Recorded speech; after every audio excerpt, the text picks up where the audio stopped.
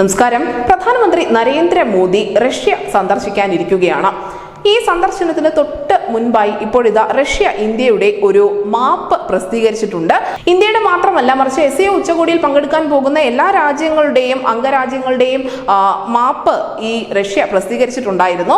ഈ മാപ്പിൽ കശ്മീർ പൂർണ്ണമായും ഇന്ത്യയിൽ ഉൾപ്പെടുത്തിക്കൊണ്ട് തന്നെയാണ് റഷ്യ അവതരിപ്പിച്ചിരിക്കുന്നത്. നമുക്കറിയാം, പല ലോകരാജ്യങ്ങളിലും ഇന്ത്യയുടെ ഭൂപടം എന്ന പേരിൽ കാണിക്കുന്നത് അപൂർണമായ ഒരു ഭൂപടമാണ്. പക്ഷേ റഷ്യ അങ്ങനെയല്ല. കൃത്യമായും ജമ്മു കാശ്മീരിന്റെ മുഴുവനായും ഇന്ത്യയുടെ ഭാഗമായി ചേർത്തുകൊണ്ട് തന്നെയാണ് ഈ ഭൂപടം പ്രസിദ്ധീകരിച്ചിട്ടുള്ളത്.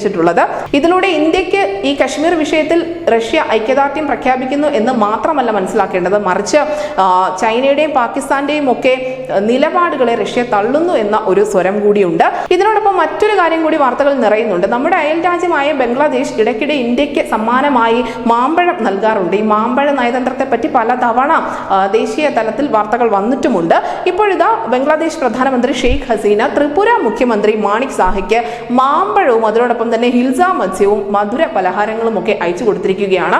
ഷെയ്ഖ് ഹസീന ഇന്ത്യയിൽ പലവട്ടം പുതിയ സർക്കാർ അധികാരത്തിലേറിയതിനു ശേഷം വന്നിരുന്നു. അങ്ങനെ അടിക്കടി ഷെയ്ഖ് ഹസീന രാജ്യത്ത് വരുന്നത് തന്നെ നയതന്ത്രത്തിൽ വലിയ മാറ്റങ്ങൾ ഉണ്ടാക്കിയിട്ടുണ്ട് എന്ന് പറയപ്പെടുന്നുണ്ട്. പ്രത്യേകിച്ചും ഇപ്പോൾ ബംഗ്ലാദേശിൽ ചൈനയുടെ അധിനിവേശം കുറച്ചധികമാണ്. അവർ ചൈനയുമായി ചേർന്നുകൊണ്ട് ചില പദ്ധതികളൊക്കെയും ആവിഷ്കരിക്കുന്നുമുണ്ട്. ഇതിനൊക്കെ തടയിടാൻ ഇന്ത്യ ശ്രമിക്കുന്നു എന്നതിന്റെ ചില സൂചനകൾ ഉണ്ടായിരുന്നു. അതിന് തൊട്ടു പിന്നാലെയാണ് ഇപ്പോൾ ഈ ത്രിപുര മുഖ്യമന്ത്രിക്ക് വിശിഷ്ട വസ്തുക്കൾ ബംഗ്ലാദേശ് പ്രധാനമന്ത്രി അയച്ചു കൊടുത്തിരിക്കുന്നത്.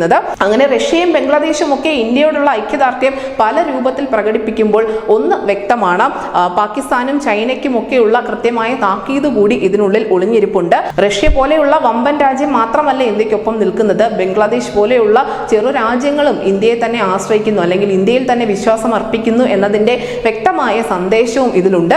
നിലവിൽ എന്തായാലും റഷ്യ പ്രസിദ്ധീകരിച്ച ഇന്ത്യയുടെ ഭൂപടം തന്നെയാണ് ഇപ്പോൾ അന്താരാഷ്ട്ര തലത്തിൽ വാർത്തയാകുന്നത്. News desk Malayalam.